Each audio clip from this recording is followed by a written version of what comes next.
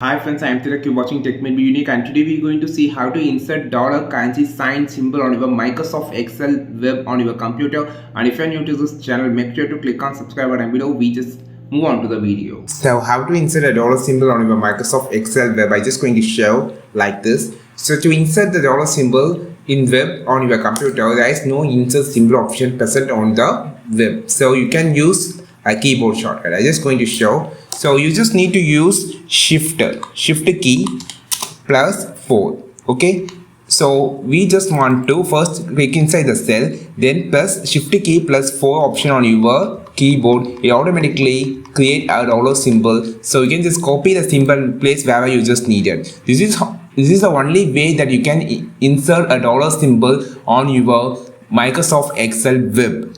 So this is so easy. Just press shift key plus 4 on the keyboard. It automatically you can insert a dollar symbol anywhere.